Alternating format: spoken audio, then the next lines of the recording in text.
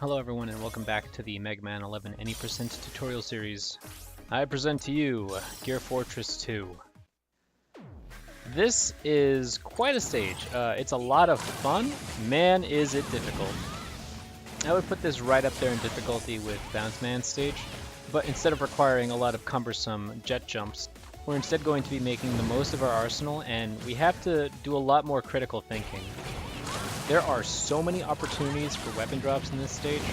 I actually struggled a lot more with finding clips of me having to do rooms with no drops.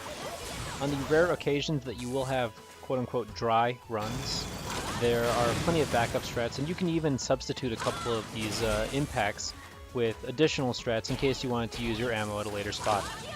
That said, on the other end of the spectrum, if you're willing to go for it, there's lots of ways you can fish for drops. If you're willing to put in the effort to swap to impact and then swap back to whatever weapon that you need to, and you also have to be able to recognize how much ammo you have at a glance, and look at your bar and say, yes, I have enough ammo to do these strats for the next couple rooms, or man, I'm really full on ammo, I need to start burning some so that I don't, waste my ammo drops. Those are legit hard choices to make, and if you get like drop after drop, suddenly it's like, oh man, what am I gonna do? Your game plan just changes in the blink of an eye. Now, there are a couple of other strats that I'll be showing off that are specifically a little bit more difficult, but definitely fast, and don't mind the speed gear there, that's not necessary. That was definitely me slightly panicking, because this was my best run, and it's actually a really strong run too. I got a lot of really good drops throughout the level.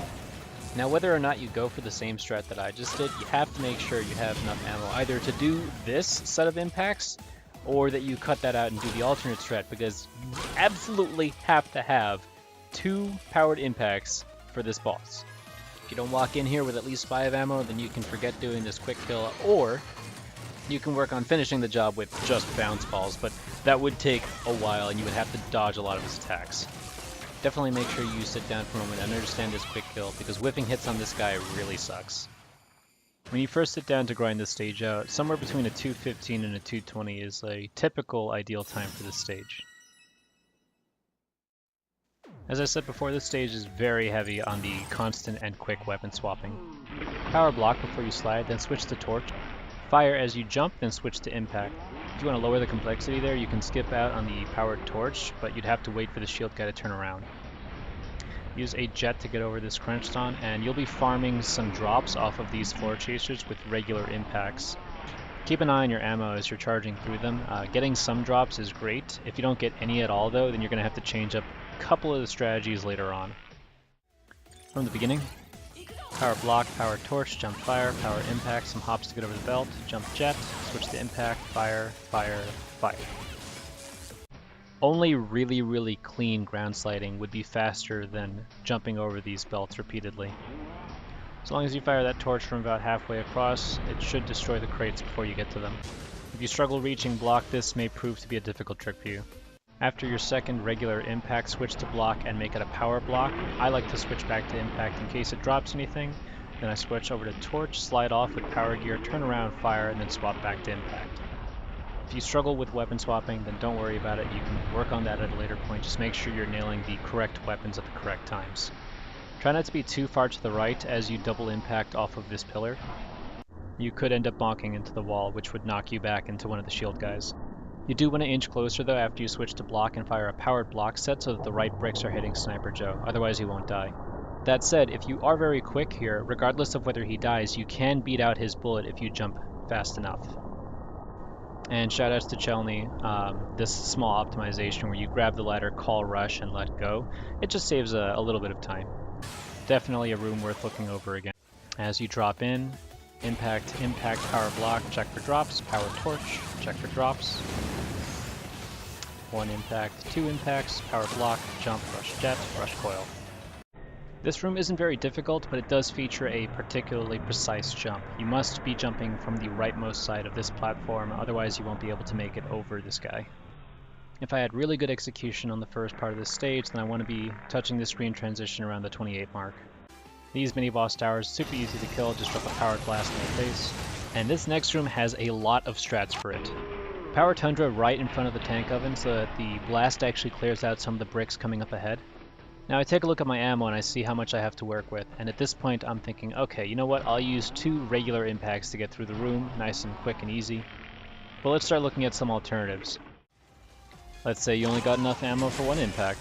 In that case, I'll jump over the first gap, land on the platform, and powered impact from there. Okay, well what if I was really unlucky and I got no impacts here? Alright, so use a powered block instead. You might even consider a stingy option considering what the next room is. Oh yes, everyone's favorite, the Sniper Joe room. Now as I slide into the room, a powered block from about this position should kill Sniper Joe, and I shouldn't have to worry about him, so I can move forward with confidence. Again, it would be nice if he dropped some ammo. I typically switch to impact just in case he does, but that does make it difficult to swap back to block if I need to. And in this case, I am glad that I stuck with block. Make sure that you're firing so that close to the right side, but not the rightmost bricks. That's where you want to be hitting Joe. Again, he didn't drop ammo, just make sure that you're still moving. You got to be going quickly through this room, otherwise the Joes behind you are going to catch up, and some of their bullets could get in the way.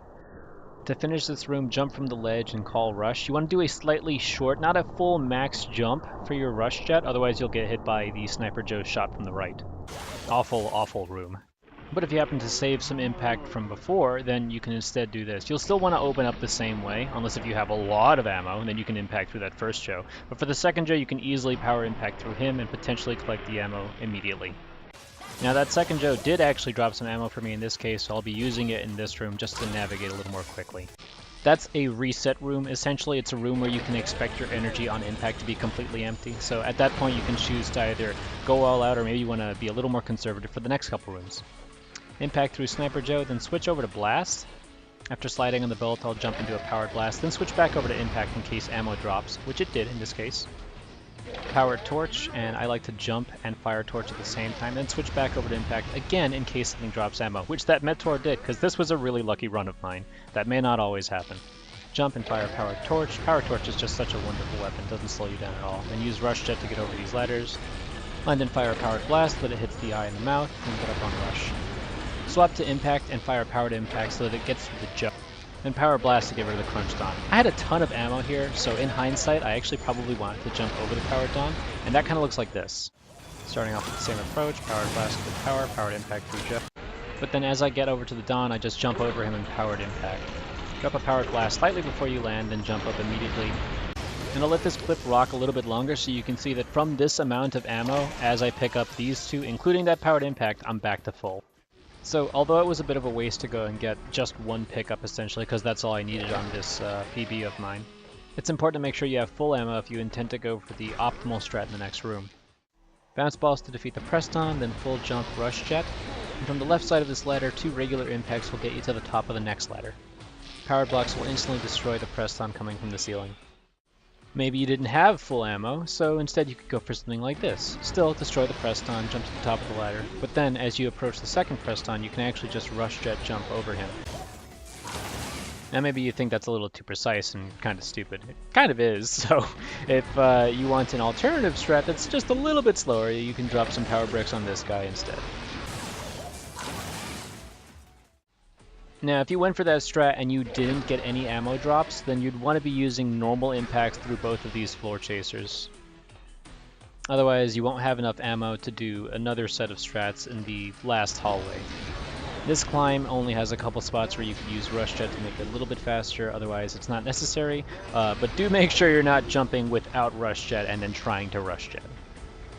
If you have the meter for it after you jump up and use a powered torch, you'll use double impact, both powered so you can reach the top of this ladder. If you suspect that you don't have enough meter for the double impact, then after one powered impact, switch over to Tundra and take out Mecha Joe. So ultimately, that's a lot of alternative strats. Just make sure at the end of the day when you're entering the fight with Mawverne that you have enough energy for 2 powered impacts. On the bright side, Mawverne is not nearly as punishing for missing the quick kill when compared to Yellow Devil. At the start of the fight, hold bounce, power, jump, and rapid fire. Make sure you're moving to the right so that you not only open Mawverne, but immediately fire directly at his core. You only ever need to do 1 damage boost with Mawverne, so you shouldn't have to worry about your health. Make sure you swap over to impact and then time your impact. You'll want to be inside his hitbox, and as soon as you see his iframes dissipate, jump and fire away so that you hit his core and so that the explosion afterwards deals damage as well. Mawverne starts to close up after this. Switch to bounce to open immediately and then fire at his core so that you hit him again. His teleport is random, so do your best to react to it. Power up a double buster and fire as soon as he's open. Jump immediately to bait his laser, swap to impact, and then fire as soon as those iframes are clear so that you can get the finishing blow. Mawverne isn't a fight that I mess up very often, just make sure you have enough impact ammo, and also make sure you get used to the slightly awkward grip you need to do this opening gambit.